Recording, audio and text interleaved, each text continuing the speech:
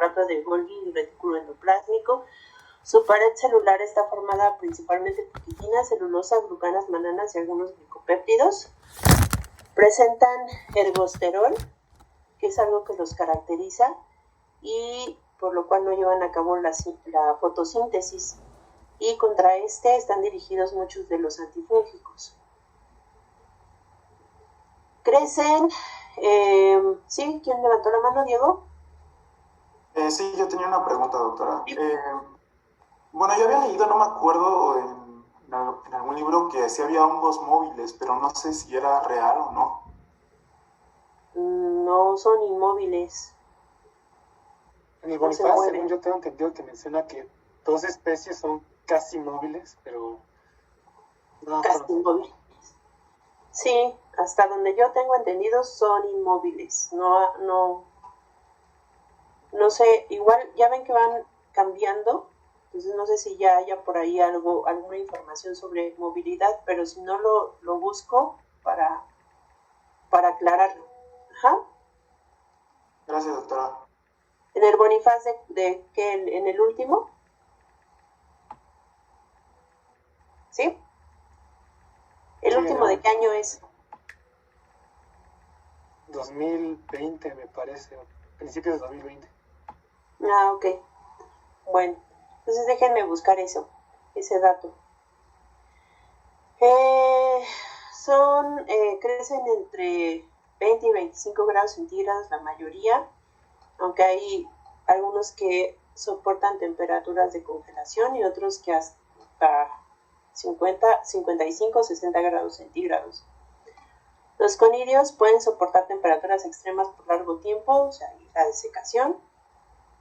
Y estos hongos se han adaptado para sobrevivir y han realizado algunos mecanismos que es importante que los conozcan. No sé si ya escucharon estas definiciones de dimorfismo, bifásico, pleomórfico, polimorfismo y pluralidad etiológica.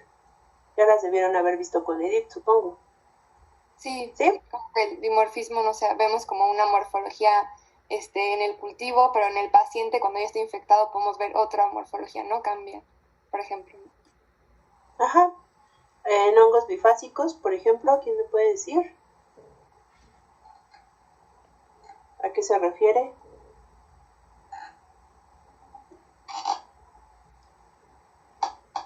Ajá, María. Una forma filamentosa y otra de otro tipo que no es levaduriforme. Ajá, como por ejemplo, ¿alguien se acuerda? Malacesia. No. Es dimórfica. Ese es dimórfica. Coccidioides, no sé si así se diga, pero creo que es coccidioides. Inmitis y posadasi, que causa coccidioidomicosis, algo así, ¿no? Una son las esférulas y las células fumagoides de la cromoblastomicosis. Ajá. Bueno, como ustedes ya saben o ya debieron haber visto en teoría, los hongos pueden ser levaduriformes o filamentosos. Ajá. En el caso del dimorfismo fúngico, pues se refiere al fenómeno reversible. Aquí está, reversible. El hongo puede pasar de su forma micelial a levaduriforme. Y los hongos bifásicos son los que presentan la forma filamentosa o micelial y otra forma que no es levaduriforme. Un ejemplo muy, muy común es el de las esférulas o células fumagoides, que también las vamos a ver después en la cromoblastomicosis. Pleomorfismo fúngico, que consiste en la transformación irreversible de una cepa por un exceso de carbohidratos. Aquí van a ver que los hongos se van a ver en la morfología macroscópica, se va a ver el hongo algodonoso y como reseco. Ajá. En el polimorfismo lesional es la capacidad que tiene un agente etiológico para generar diferentes cuadros clínicos, como por ejemplo sucede con los géneros y especies de las tiñas, que un solo hongo, por ejemplo microsporum, puede producir tiña del cuerpo y de la cabeza. Y en la pluralidad etiológica va a ser que una misma micosis puede ser ocasionada por diferentes agentes etiológicos, como por ejemplo en el caso igual de las tiñas, o en el caso de la cromomicosis o cromoblastomicosis, que vamos a ver que esa misma micosis puede ser ocasionada por diferentes hongos. Entonces, son organismos unicelulares cuando se presentan como levaduras y multicelulares cuando se presentan como hongos miceliales. Existe la reproducción sexual y asexual. Si se acuerdan a qué cuáles son las formas de reproducción sexual. ¿Son las esporas? Las esporas. ¿Y la asexual? ¿Conidias? Las conidias. Entonces, la unidad fundamental es la hifa. Y un conjunto de hifas nos va a formar un micelio. Y bueno, los hongos unicelulares están representados por las levaduras. Entonces aquí vamos a tener, o vamos a poder clasificar a las hifas de acuerdo a si son hifas verdaderas o pseudohifas. Vamos a ver que las hifas verdaderas son propias de los hongos filamentosos y se forman a partir de la germinación de una conidia o una espora. Y en el caso de las pseudohifas, vamos a ver que son propias de las levaduras. Estas pseudohifas se van a formar a partir de la gemación. Entonces, ustedes van a ver que está la levadura y se va a llevar a cabo la gemación. Se va a formar otra levadura, pero no se va a desprender de la célula madre, sino que se puede alargar o a partir de ahí se puede formar otra levadura. Se van formando como cadenitas que pareciera que son hifas, pero no son hifas. Entonces, esas se presentan mucho en las levaduras. Entonces ya hicimos una clasificación de las hifas, la primera como verdaderas o como pseudohifas. Ahora el micelio también lo vamos a poder clasificar. Acuérdense que el micelio es el conjunto de hifas. Entonces al micelio lo vamos a poder clasificar de acuerdo al diámetro de la hifa, a la función, a la forma, al pigmento, a la división de las hifas. En el diámetro de la hifa vamos a poderlo clasificar como macrosifonado o microsifonado, dependiendo del grosor de la hifa. Ustedes van a ver, sí van a ver en las fotografías, que se van a ver micelios que están muy delgaditos. Y hay algunos que se ven más gruesos, entonces son microsifonados o macrosifonados. De acuerdo a la función, en si son vegetativos o reproductivos. Los reproductivos son los que se encuentran fuera del agar o fuera de donde están el nutriente. Y los vegetativos son los que están dentro del nutriente y son los que se encargan de la nutrición. Y los reproductivos o aéreos son los que se encargan de la reproducción. De acuerdo a su forma, en si es filamentoso o si es unicelular, si es una hifa o una levadura. Pigmento, si están pigmentados o no están pigmentados. Vamos a ver que hay unos micelios que se ven pigmentados, con color y otros que no. De acuerdo a si tienen septos. Entonces, igual cuando el micelio es microsifonado, muchas veces nos cuesta trabajo ver los septos, pero sí se alcanzan a ver de repente, ¿no? Entonces vamos a poderlos dividir en septados o cenocíticos o aceptados. El septado tiene está como tabicado, como en pedacitos. Y aceptado o cenocítico está todo el micelio sin ningún septo. Las hifas también van a tener diferente forma o se van a presentar como de diferentes formas. Entonces vamos a poder ver hifas septadas o cenocíticas, ya les había dicho. Vamos a ver que las hifas se pueden presentar como en espiral, como nodosas, como hifas unicelulares, o sea, en forma levaduriforme. Vamos a ver que existen muchos tipos de hifas en raqueta, pectinada, vesiculosas. Entonces no sé si alcanzan a ver, por ejemplo, aquí las hifas pectinadas. Se ve la hifa y se ve como si fuera un peinecito. Vamos a ver las en espiral, vamos a verlas en forma de raqueta, por ahí hay algunas otras que les llaman como candelabro fábico, que se ve como si fuera un cuerno de un ¿cómo se llama? De un venadito. Entonces vamos a ver diferentes que se van a observar de diferentes formas. Entonces, la estructura de reproducción van a ser las esporas. Bueno, generalmente o coloquialmente les llaman esporas a cualquier tipo de propágulo, pero ustedes ya ahorita se deben de quedar con que las esporas son de origen sexual y los conidios son de tipo asexual. Y dependiendo de su origen es como los vamos a nombrar. Entonces, igual esto también ya lo debieron haber visto con Edith, las basidiosporas, ascosporas, cigosporas. Entonces, las de origen sexual son esas, cigosporas, ascosporas y basidiosporas, dependiendo su origen. Si se forman a partir de un basidio, si se forman a partir de una asca, o si se forman a partir de una hifa positiva y negativa, para dar lugar a la cigospora. De origen asexual, vamos a ver que tienen un origen blástico o tálico. Ajá. Entonces, el conidio blástico es cuando el septo se va a formar después de iniciado el proceso de conidiogénesis.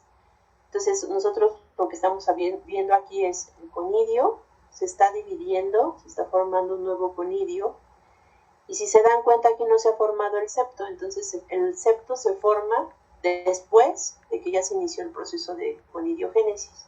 Entonces, el septo se forma después. Y de origen tálico es cuando el septo se forma antes del proceso de conidiogénesis. Aquí, por ejemplo, ya se formó el proceso de conidiogénesis, pero vemos que desde antes ya está formado el septo. Ajá. Y entonces vamos a tener diferentes tipos conidios de origen sexual. Vamos a tener microconidios, macroconidios, son unos más chiquitos, otros más grandes. Estos vamos a ver que tienen una forma fusiforme o una forma redondeada en la punta. Vamos a ver artroconidios, que son conidios que se van desprendiendo de la hifa. Ajá. Vamos a ver clamidoconidios, que se pueden formar en medio de la hifa o al final. Los blastoconidios, a partir de una bolsita. Dictioconidios, que no sé si alcanzan a ver aquí, es como si fuera el clamidoconidio, pero dentro del conidio se ven diferentes divisiones. Entonces estos son los dictioconidios. Entonces estos también pueden estar entre la hifa o al final de la hifa.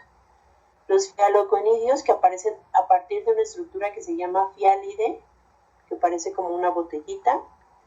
Los aleuroconidios o aneloconidios, que están igual formados.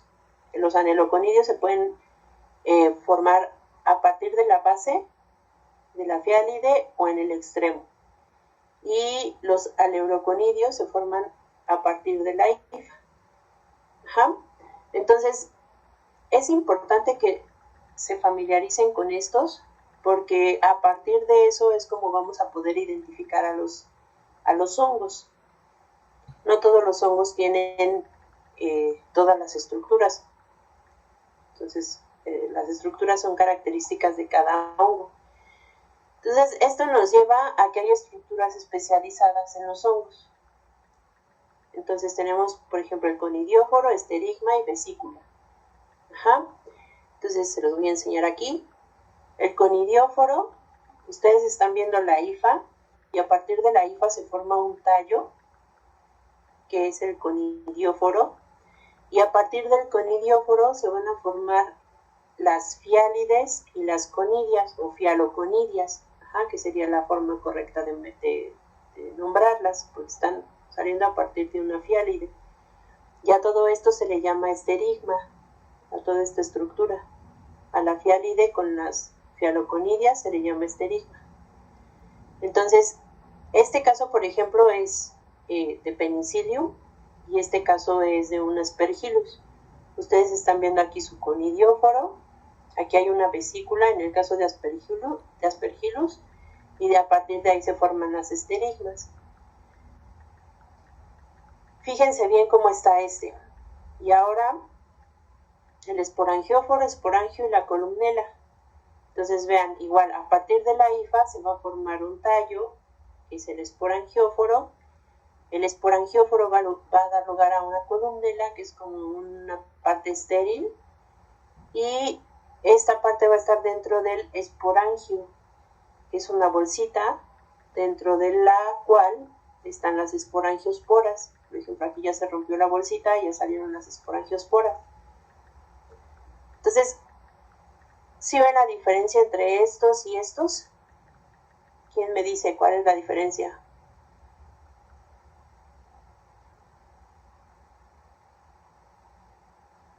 Pues puede ser a lo mejor del tamaño de ahora sí que la bolsita.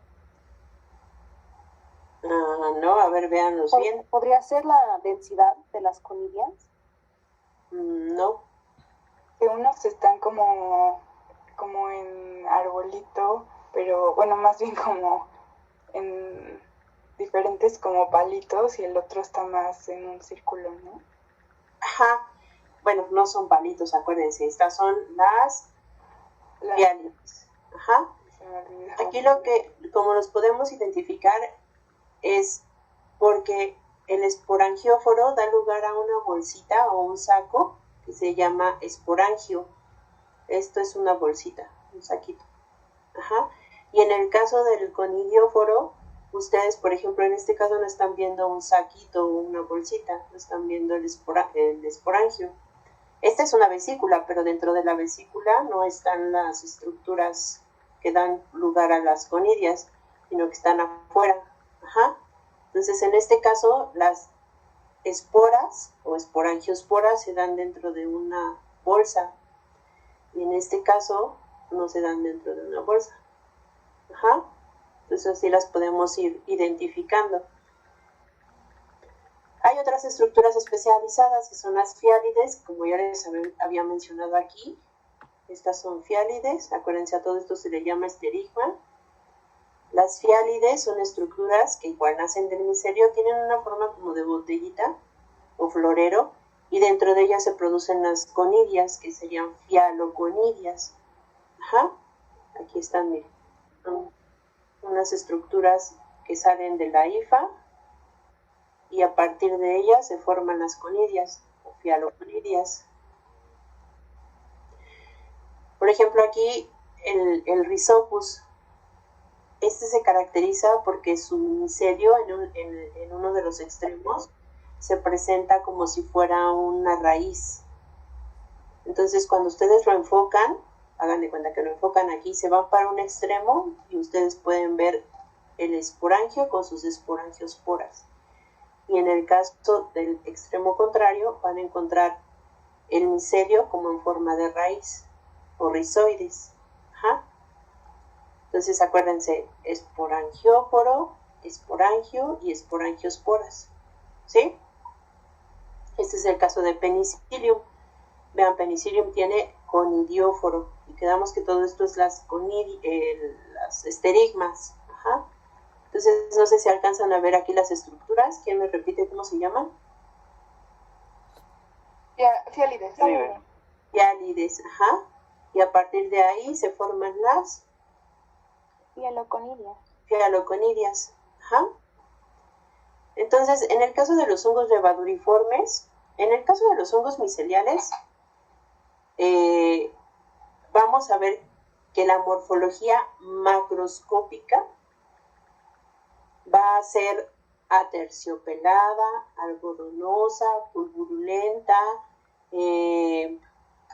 aterciopelada, ya lo dije. Ajá. Como los veríamos, por ejemplo, en el caso de las tortillas, cuando las dejamos ahí, se nos olvidan, o las cebollas o la comida, que se empieza a formar un algodón encima de la comida, vemos ahí el terciopelo verdecito muy característico. Entonces, esos son hongos filamentosos. En el caso de igual lo verían de esa manera en el agar, crecerían de esa manera. En el caso de los hongos levaduriformes, el crecimiento macroscópico, la morfología macroscópica que ustedes observarían en un medio de cultivo sería muy parecida al de las bacterias. Entonces, ustedes observarían colonias de aspecto cremosas, generalmente, ¿no? Son cremosas, ¿vale? Que son como cremosas, como Klebsiella pneumoniae, más o menos, ¿no? Ándale, cremosas. Algunas se ven precisamente como Klebsiella. Klebsiella, ¿cuál era la característica de Klebsiella en su morfología macroscópica? Es que, pues no, o sea, solo me acuerdo que eran como cremosas, y un poquito como, no sé, pues creo que usted nos puso una imagen muy bonita que estaban teñidas en rosa, entonces por eso me acordé que eran. ¿Y por qué se veían así de cremosas? ¿Sí se acuerdan? ¿Cuál era la característica de Klebsiella? Que tenía una cápsula y eso hacía que en la morfología macroscópica se vieran muy cremosas, como incluso babosas. Las colonias. Entonces, en el caso de algunos hongos, y este que estamos viendo es el ejemplo, que es Cryptococcus también forma una cápsula. Entonces, cuando nosotros observamos la colonia, la morfología macroscópica, lo que observamos, y lo comparan mucho, es como si fuera una gota de lechera. ¿Sí han visto cómo se ve la lechera, no? Que se ve cremosita. Y si ustedes observaran un tubo con un Cryptococcus, hagan de cuenta que ven el tubo y ven la morfología, como si fuera una gota de lechera que hubiera caído en el medio. Se ve muy cremoso. Y bueno, en el caso de Cándida, pues ustedes ven las colonias cremosas. Bueno, las ven no tan cremosas como el caso de Cryptococcus, pero las ven cremosas y las ven como si fueran colonias de bacterias. Entonces, en el caso de Cryptococcus, por ejemplo, que tiene una cápsula, lo que podemos hacer es una tinción negativa. Entonces, ustedes ven la levadura y a veces hasta la ven gemando. A estas levaduras, a todas las levaduras, les podemos hacer tinción de Gram. Entonces, se verían un poco como bacterias, pero más grandes, mucho más grandes.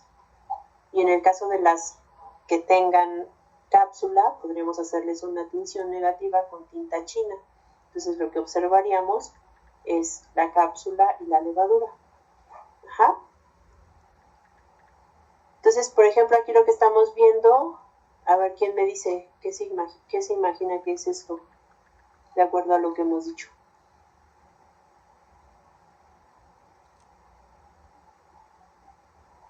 ¿Una levadura? Una levadura, ¿y qué más?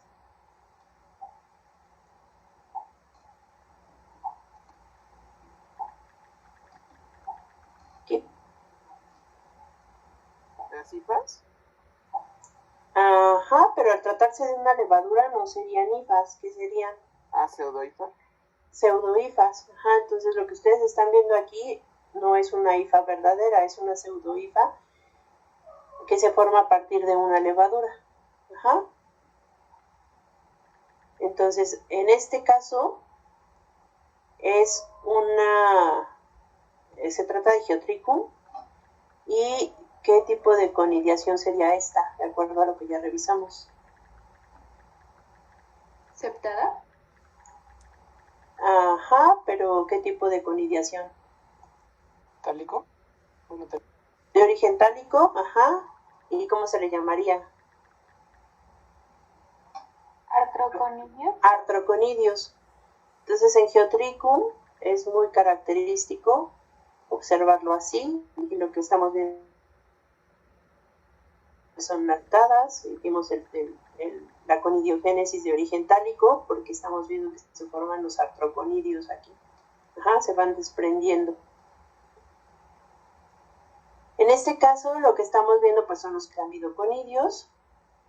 Aquí, como ya les había mencionado, los macroconidios comparados con los microconidios. Vean, los microconidios son como gotitas, son más chiquitos, y los macroconidios son mucho más grandes, incluso se alcanzan a ver septos, no sé si se alcanzan a ver aquí, dentro del macroconidio se ven septados. Entonces los macroconidios pueden ser fusiformes, ¿sí? Con la terminación puntiaguda, o pueden ser redondeados en la terminación, por ejemplo en el caso de epidermofitón. Ajá. No sé si hasta dónde van en teoría. Sí, justo hoy vimos como la morfología de epidermofitón y de macrosporum y de tricofitón. Ajá, entonces están en las tiñas, ¿no? Que son ¿cómo podemos clasificar a las micosis? Por superficial y Subcutánea. debajo. Subcutánea, superficial, subcutánea, sistémicas y oportunistas. Ajá. Entonces son superficiales, subcutáneas, sistémicas y oportunistas. Dentro de las superficiales están las tiñas, y los géneros que corresponden a las tiñas son los tricofitones, microsporum y epidermofitón. Entonces, para poder identificar al agente etiológico de la tiña, lo que tendríamos que hacer es un cultivo. ¿Por qué? Les voy a dar un adelanto de las tiñas. En el caso de las tiñas, cuando nosotros tomamos la muestra del paciente y la observamos en el microscopio, la muestra del paciente, siempre acuérdense, se va a dividir en dos. Una parte es para la observación y otra parte para el cultivo. Si a partir de la muestra del paciente, en el caso de las tiñas, observamos el examen en el microscopio, ¿qué es lo que vamos a ver? Puras hifas. No vemos nada más que hifas. Si nosotros queremos llegar al agente etiológico, necesitamos hacer el cultivo y una vez que haya crecido, revisar al microscopio el crecimiento. Entonces, cuando se trata de microsporum, lo que vamos a ver son hifas septadas, son microcíticas, si ustedes las alcanzan a ver aquí son muy delgaditas, son septadas, y lo que va a caracterizar al microsporum es que tiene mayor cantidad de macroconidios fusiformes y septados. Ajá. Tiene muy pocos microconidios. En el caso del epidermofitón, vamos a ver que no tiene microconidios y tiene macroconidios, pero sus macroconidios son diferentes, son como en forma de basto, son redondeados. Ajá, ya los veremos cuando veamos tiñas. Y en el caso de los tricofitones, bueno, pues tenemos a rubrum, tonsurans, y para poder diferenciar a esos dos, generalmente ellos tienen microconidios, y estos se van a disponer ya sea uno enfrente del otro o en forma alternada, como lo estamos viendo aquí. Rubrum se caracteriza porque se observan más en forma alternada, y tonsurans se observan los microconidios uno enfrente del otro, que por ahí en la literatura van a ver que lo nombran como cruz de Lorena. Ajá, esto lo vamos a ver también en tiñas. Entonces, aquí hay otra foto en donde ustedes están viendo igual las partes del hongo, ¿no? La hifa, igual ustedes están viendo aquí una hifa microcítica. Van a ver los septos, que aquí no se observan como que muy claritos, pero es según aquí están los septos. Ajá. Van a ver el conidióforo, las fiálides y las fialoconidias, y a todo esto, ¿cómo se le llamaba?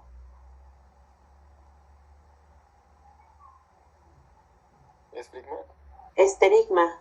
Ajá, todo esto. En el caso de Aspergillus, pues igual ven el conidióforo, ajá, ven las fiálides y las fialoconidias. En el caso de Aspergillus vamos a ver que esta es una cabeza aspergilar.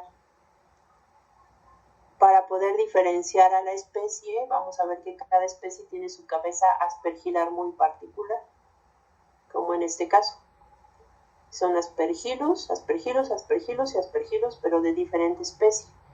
Esto es la cabeza aspergilar, lo que correspondería a la fialide y a las fialoconidias. Ajá.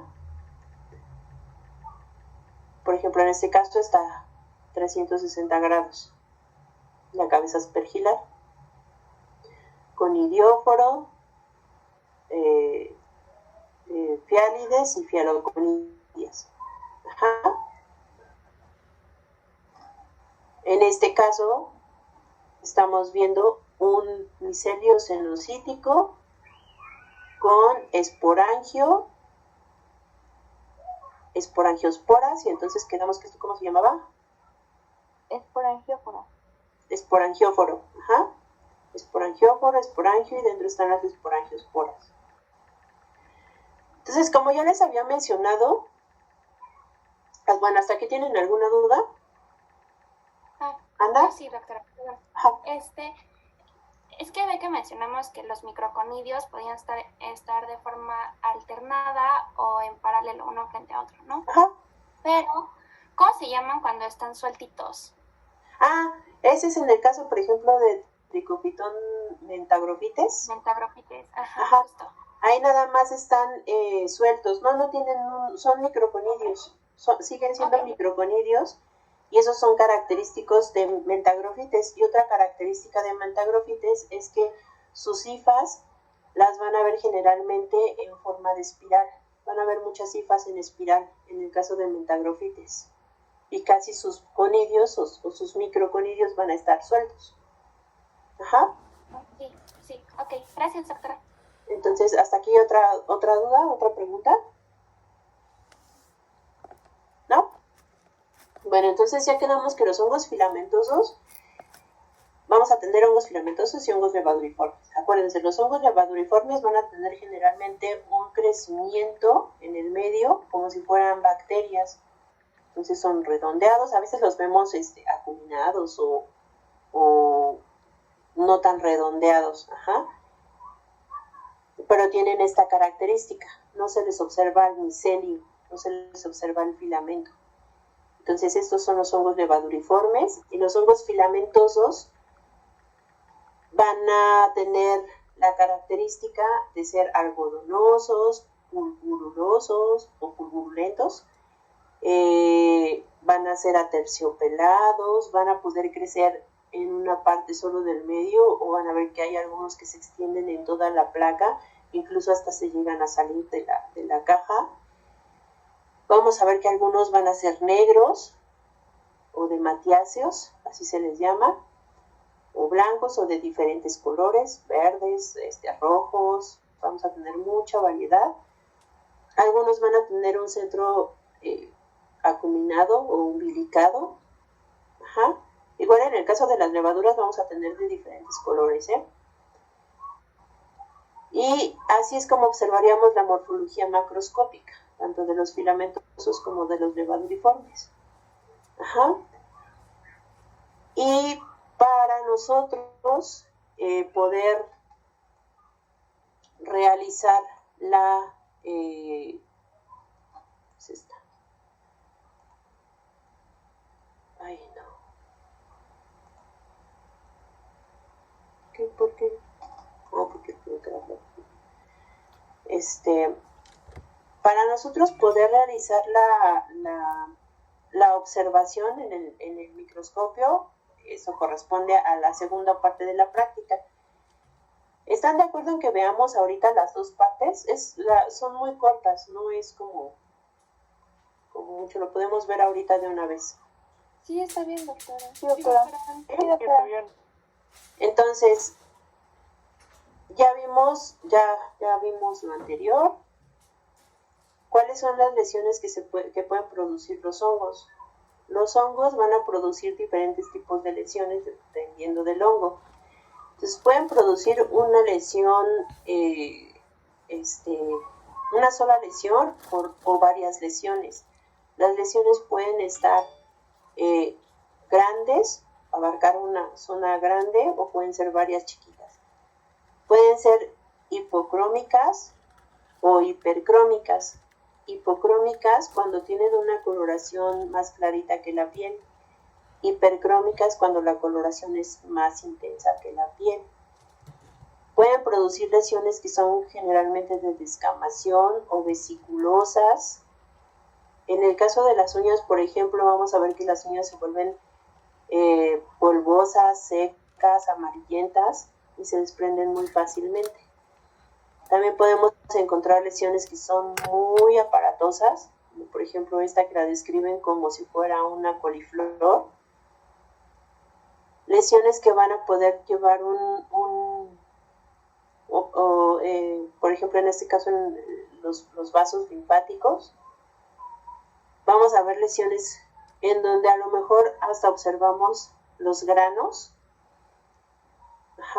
A veces se forman granos en algunos casos.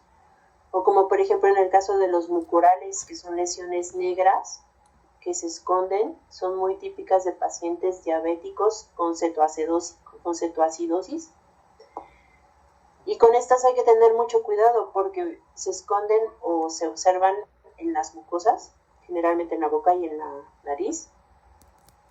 Y las observamos como un puntito negro que a veces al hacer la exploración no los alcanzamos a ver, pero crecen muy rápido y en 24 horas el paciente se puede morir. Y aquí lo más importante es controlar la cetoacidosis. Entonces todos estos los vamos a ver. Entonces dependiendo de la lesión, dependiendo del hongo, si son superficiales, subcutáneas, sistémicas o oportunistas, vamos a poder realizar el diagnóstico.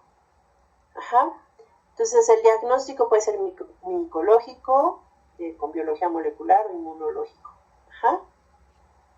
Y los productos que vamos a utilizar, pues les digo, depende de la micosis. Vamos a obtener desde escamas, cabello, uñas, sangre, médula ósea, el esputo, el aspirado bronquial, líquido cefalorraquídeo, la biopsia del suero, etc. Son muy fáciles de observar los hongos. ¿Sí, Cristina? Doctora, tenía una duda con la toma de cabello como muestra, o sea, cuando se utiliza cabello, que se toman como, bueno, ahorita se arrancan o se cortan y como... Ahorita vamos a llegar a esa parte. Ahorita llegamos. Entonces, aquí estamos. Entonces vamos a tener diferentes productos. ¿Cómo vamos a tomar la muestra? Pues en el caso de las micosis superficiales, no vamos a necesitar absolutamente nada más que las escamas o los pelos o los pedazos de uña. En las superficiales, generalmente no tomamos biopsia. No es necesaria la biopsia. Entonces, ¿qué es lo que vamos a ver? ¿Qué es lo que vamos a hacer? Por ejemplo, en el caso de las uñas, nosotros vamos a tomar la uña, vamos a tomar el polvito de la uña, vamos a tomar toda la uña completa. ¿Y cómo lo vamos a tomar? Pues puede ser con un bisturí o puede ser con un portaobjetos. Con el mismo portaobjetos podemos raspar la uña. Tomamos la muestra en una cajita Petri y la llevamos al laboratorio. Entonces, por ejemplo, aquí están raspando la uña, raspas la uña o cortas un pedazo de uña y eso lo llevas al laboratorio. Acuérdense, en todas las muestras, la mitad de la muestra es para observación microscópica y la otra mitad es para el cultivo. Diego. Yo tengo una pregunta, doctora. Como ya había mencionado, o sea, con el polvo podría ser suficiente, bueno, cuando tienes como la micomicosis, o luego vas soltando como ese polvo, ¿no? Entonces, ¿con eso sería suficiente o si es necesario cortar la uña? No, con el polvito es suficiente. Si quieres nada más puedes raspar, sacas el polvito y con eso es más que suficiente. Ya si quieres llevar la uña completa, pues también lo puedes llevar. Pero con el puro raspado del polvo de la uña es más que suficiente. En el caso de la piel, pues igual generalmente se producen lesiones o cuando son superficiales, lo que vamos a ver es la descamación. Vamos a ver que se forman lesiones que son circulares o están bien delimitadas, y en la orilla vamos a ver la descamación de esas lesiones. Ajá. Por ejemplo, en el caso de los pies, ¿dónde está?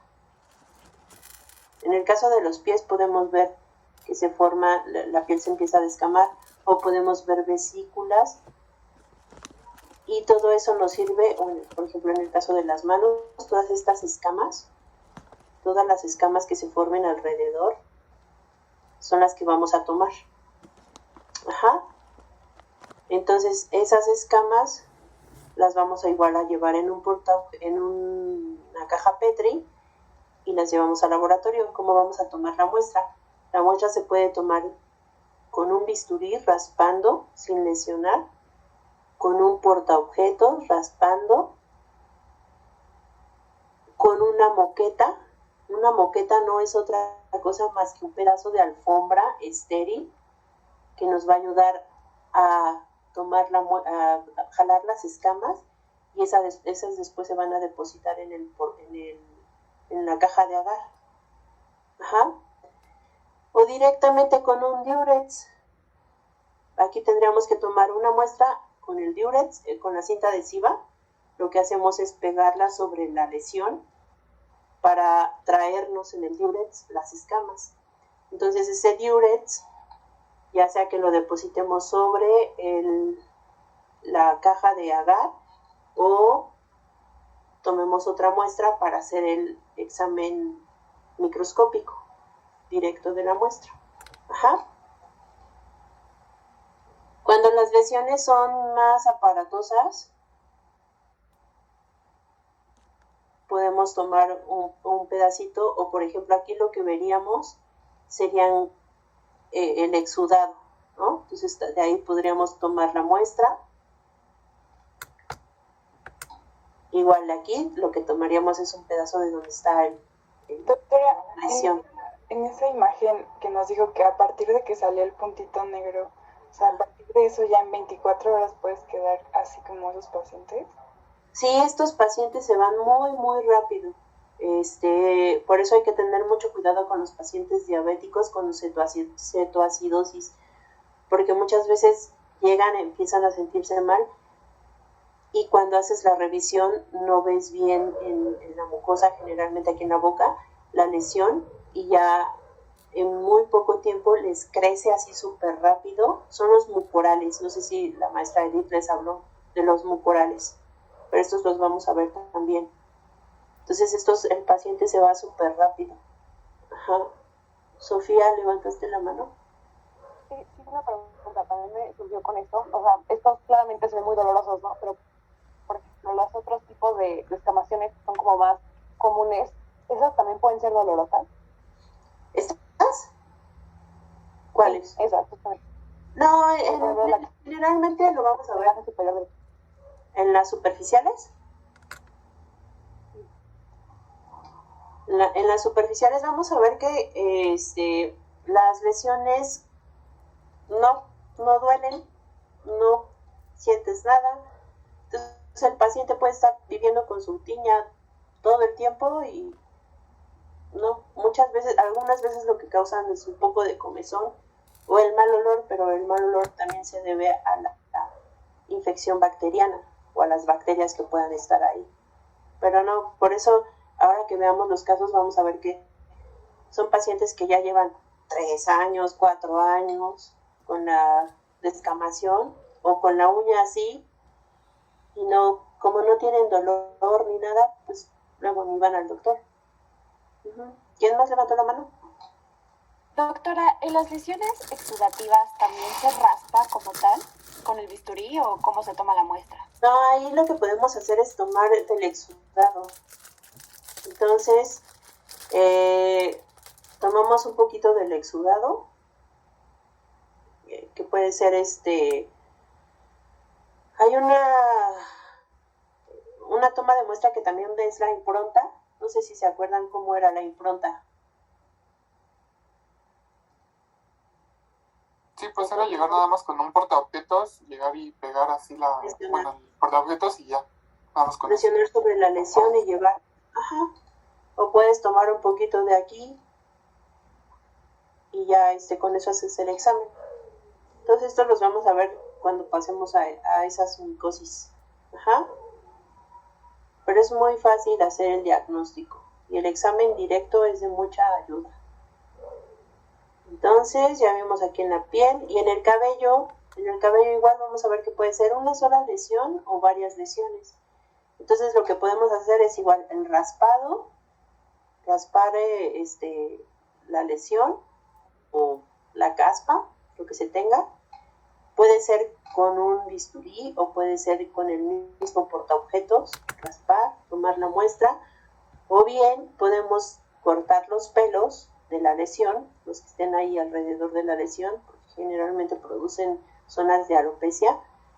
Entonces cortamos los pelos y esos los llevamos al laboratorio para sembrarlos. Pueden ser cualquiera, tanto la descamación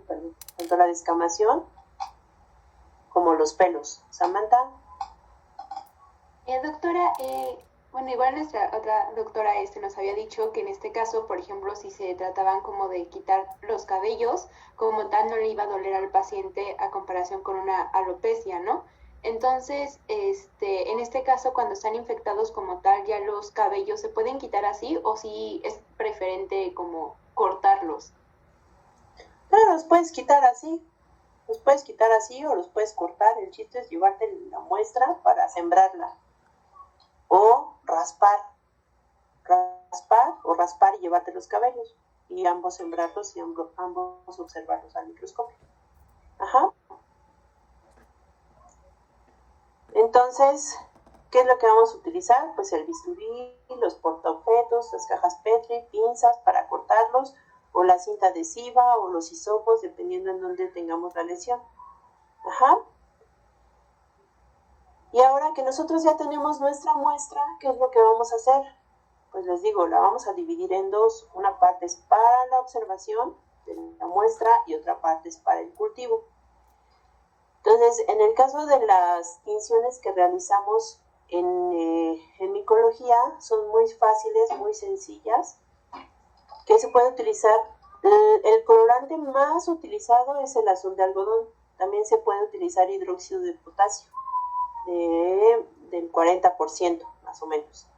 Entonces, azul de algodón, hidróxido de potasio o tinta china para poder observar levaduras, hacer tinciones negativas, también podemos utilizarlas. O en el caso de levaduras, pues también les podemos hacer tinción de grano sin ningún problema. Entonces es muy sencillo hacer la tinción. ¿Qué es lo que vamos a hacer? Vamos a poner en un portaobjetos una gotita de azul de algodón o de hidróxido de potasio. Y vamos a poner nuestra muestra. Ustedes tienen escamas o uña o pelo del paciente. Ajá.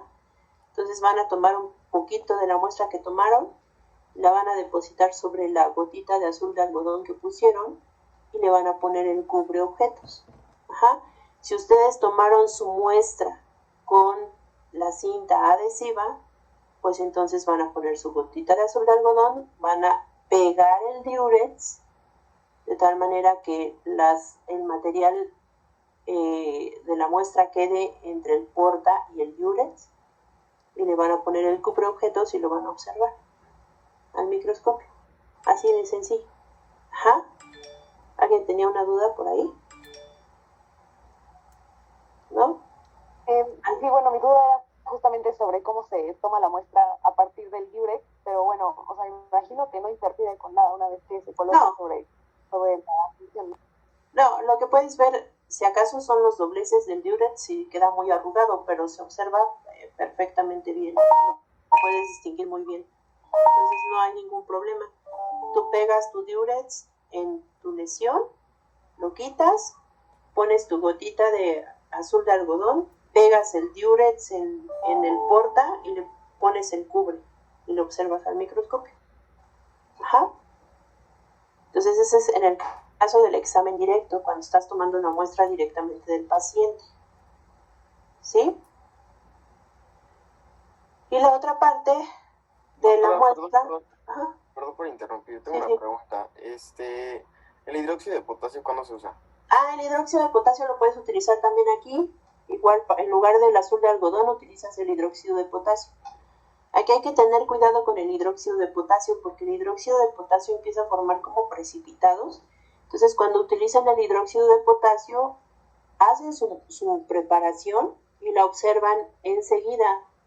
Si la dejan pasar más de media hora, lo que pueden observar es el mosaico fúngico, que no es otra cosa más que como un precipitado del hidróxido de potasio, que ustedes pueden confundir con hifas. Entonces lo que tienen que hacer con el hidróxido de potasio es hacer su preparación y observarla inmediatamente, no dejarla ahí por más de 30 minutos. Pero la pueden utilizar aquí. Aquí la ventaja de utilizar el azul de algodón es que, pues, como es un colorante, vamos a poder observar mejor las estructuras. Entonces la otra parte de su muestra la utilizan para hacer el cultivo. ¿Y cómo van a hacer el cultivo? Bueno, pues el medio que más se utiliza es el medio de saburo, agar saburo. Puede ser con o sin antibióticos. Otro de los medios que se utiliza mucho es el extracto de malta. Hay varios: Sapec, Níger, harina de maíz, caseína, el dextrosa papa, el BG. ¿Se acuerdan para qué era el BG?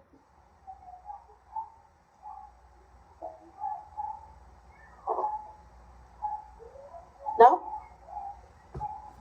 ¿No era para Escherichia coli? No, todos estos son para hongos. El BG, ¿para qué? ¿Cándida? Para cándida, ¿Y se acuerdan cómo crecía? Cándida en BG.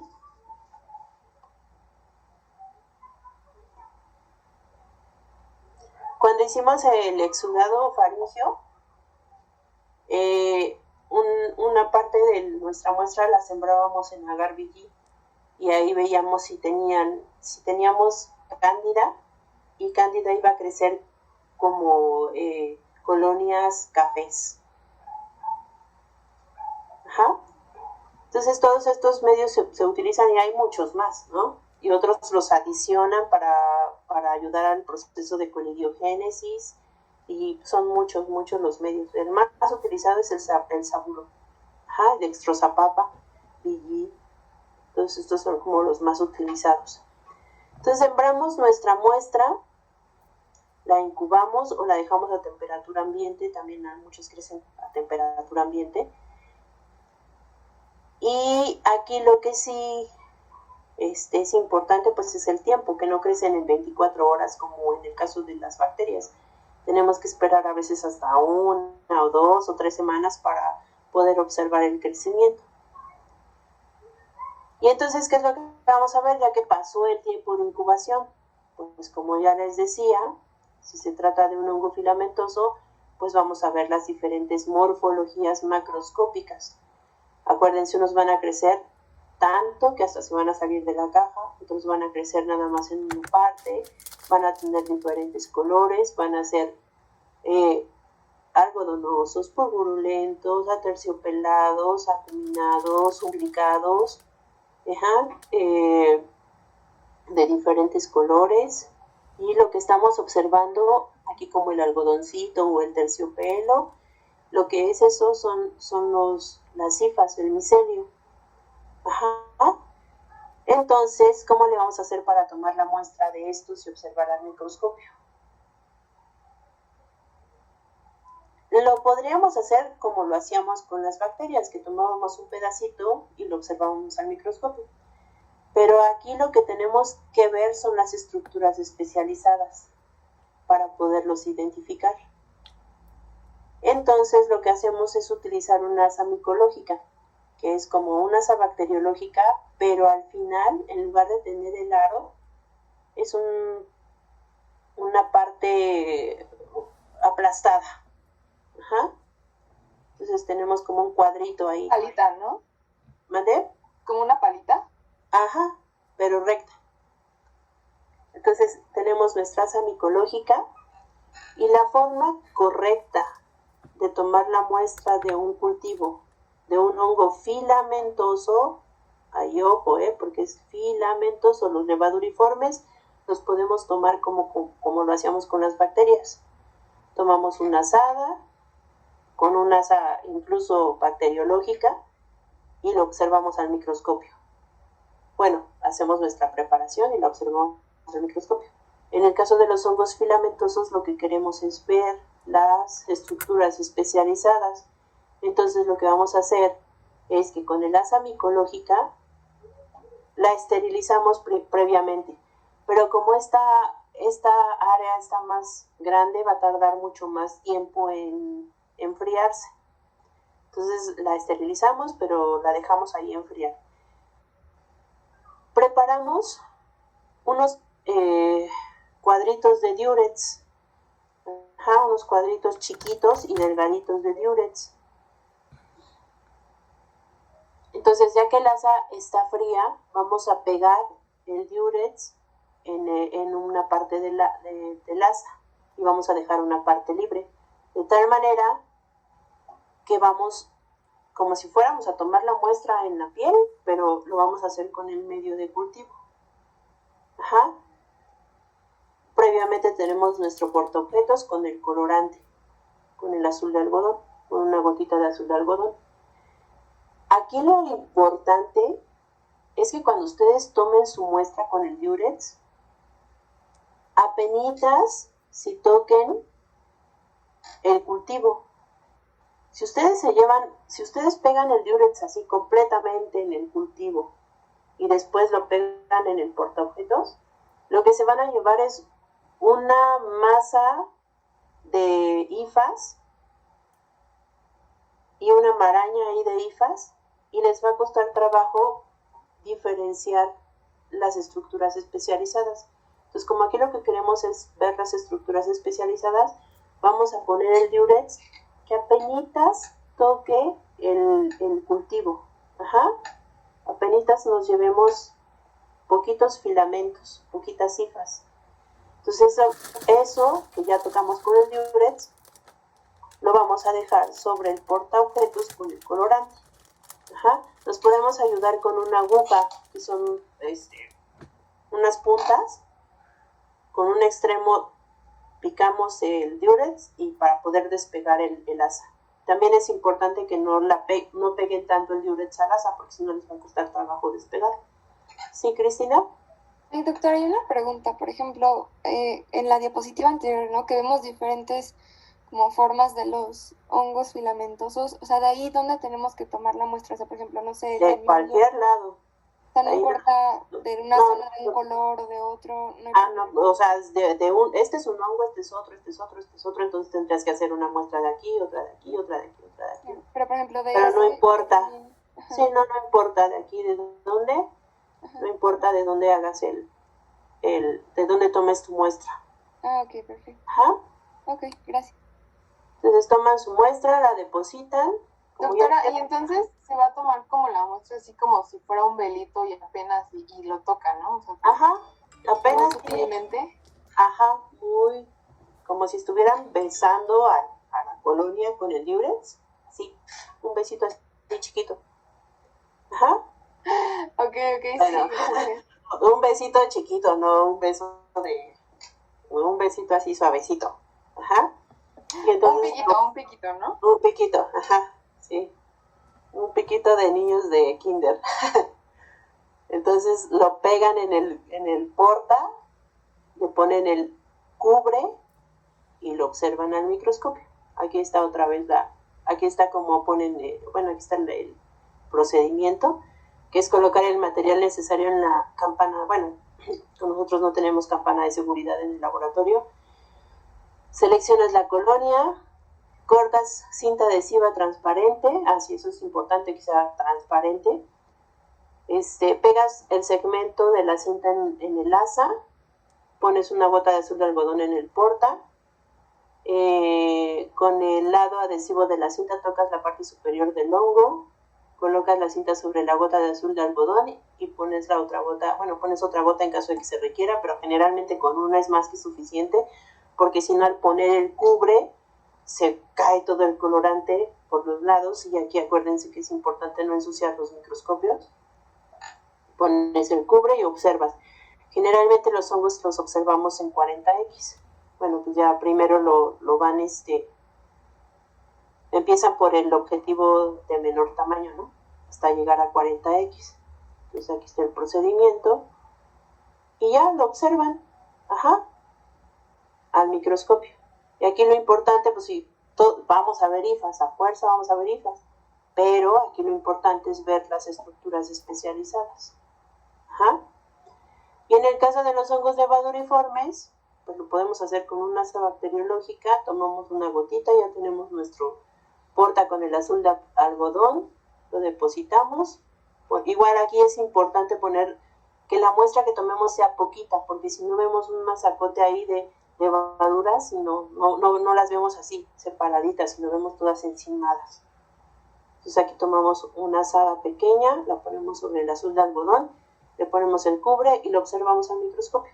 O bien hacemos la tinción de grano. Y lo que vemos son las levaduras, que se ven mucho más grandes que las bacterias, y en algunos casos las podemos ver gemando. Entonces, así es como nosotros tomaríamos nuestra muestra en el laboratorio. Lo que hubiéramos hecho, como ya les dije, es que nos hubieran llevado varios tubos de diferentes hongos para que ustedes se fueran familiarizando, que son los que ya vimos, Aspergillus, diferentes Aspergillus, Rhizopus, Trichophyton, Microsporum. Y entonces, como los tomaríamos en tubo, aquí lo importante es cortar el diurex de tal manera que quepa en el tubo, y que al momento de meter el asa al tubo con el diurex no se nos haga chicharrón. Entonces cortar un diurex delgado. Y en el caso de las cajas, bueno, pues no hay tanto problema.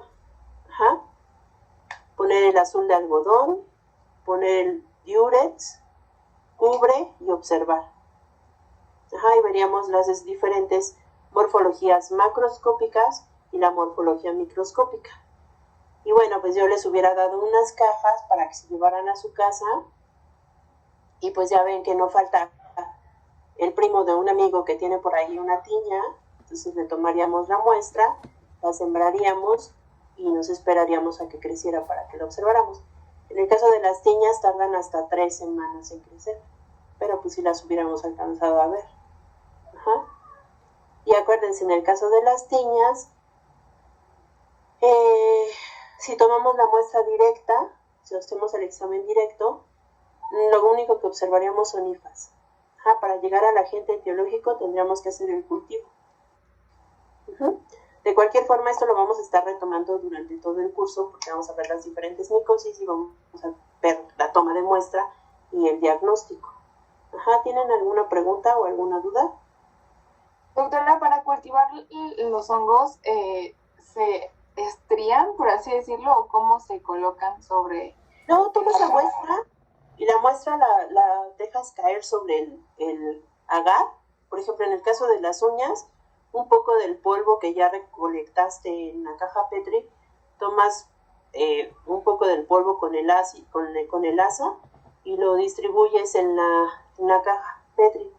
O con la moqueta dejas caer todo las esporas que hayas recolectado del paciente, y las dejas caer y ya. No hay necesidad de estriar. Crecen muy fácilmente. ¿Alguna otra? Perfecto. ¿Alguna otra pregunta? Doctora, la mía va más en referencia a epidemiología, porque pues sé que los hongos de pies y de uñas y así son muy comunes, ¿no? Muchas personas los tienen, pero los hongos de ese pueblo que salía en la boca, yo tuve la oportunidad, la desagradable coincidencia de que la mamá de una amiga falleció con una mala extracción de muela, y le salió un hongo aquí y se esparció, y pues la señora también era diabética, entonces falleció. Pero lo raro es que no supieron cómo tratarlo porque no sabían qué era. Lo que me deja pensando si es raro que suceda este tipo de casos. Fíjate que no es tan raro, sí ha habido varios casos, Pero ahí es lo que les digo, hay que tener mucho cuidado en los pacientes diabéticos y sobre todo cuando están descompensados, porque esos hongos aparecen y es muy rápido. No sé cómo fue en el caso de tu amiga, pero es muy rápido. O sea, aparece el hongo, si no te das cuenta y no lo tratas oportunamente, el paciente se te muere. O sea, si de un día para otro se te muere. Entonces, en el caso de pacientes diabéticos descompensados, siempre hay que revisarles muy bien la cavidad oral. Ajá, y cuando llegan descompensados y mal, hay que revisar bien que no traigan ninguna lesión.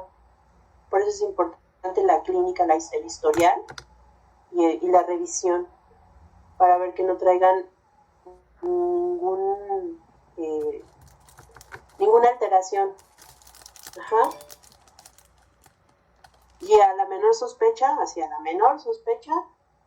dar el tratamiento. Más vale dar el tratamiento y ya después, si no era, pues ya lo cambias el tratamiento. Pero a esos pacientes hay que tratarlos rápido. Ajá. Sí, lo que yo recuerdo que pasó con ella es que como que le salió y le dijeron que era algo de su muela y le tuvieron que quitar la muela, pero pues no era la muela, o sea, entonces aparte perdió una muela, ¿no? Y luego era una persona diabética, pues sí, estaba descompensada y como usted dice, rápido. Yo me acuerdo que en diciembre se le diagnosticaron y en enero fui al funeral de la señora, o sea, fue bastante rápido su... Sí, son muy rápidos.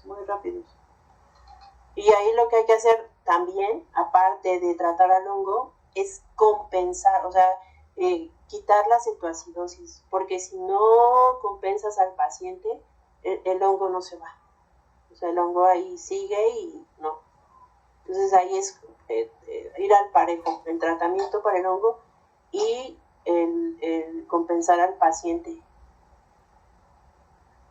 Entonces no sé si tienen otra pregunta o alguna otra duda.